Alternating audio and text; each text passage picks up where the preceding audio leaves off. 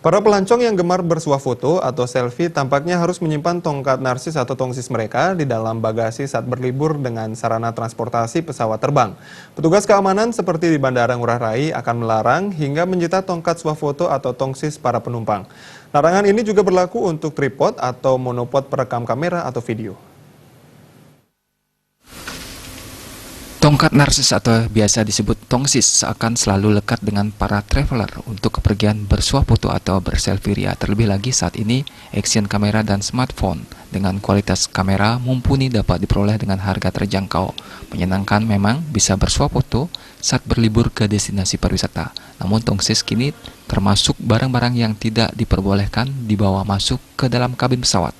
Airport Security Senior Manager Bandara Gusti Ngurah Rai, Made Sudiarto menegaskan, petugas keamanan bandara akan menyita segala jenis barang terlarang atau prohibited item dari calon penumpang pesawat.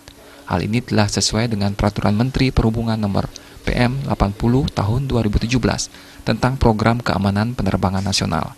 Made Sudiarto berharap dengan keterbukaan informasi, para pengguna jasa dapat semakin memahami aturan dalam membawa barang ke dalam pesawat terbang sehingga standar keamanan dan keselamatan penerbangan dapat terjamin. Di Bali ini kan daerah tujuan wisata, jadi alat-alat swafoto itu menjadi tren di Bali, Pak, sehingga begitu ini disita, diamankan itu sangat tinggi. Tongsis itu bagian dari alat pemukul yang jadi keamanan penerbangan itu. Alat itu adalah yang dilarang, itu adalah sesuai ketentuan alat yang sudah jadi. Jadi tongsis itu sebetulnya bahayanya adalah situ sebagai alat pemukul yang sudah jadi. Jadi itu diatur di dalam PM 80 juga diatur di KEP 2765 tentang tata cara pemeriksaan keamanan penumpang barang, itu juga diatur. Kemudian dipertegas lagi kepada instruksi Direktur Jenderal Perhubungan Udara.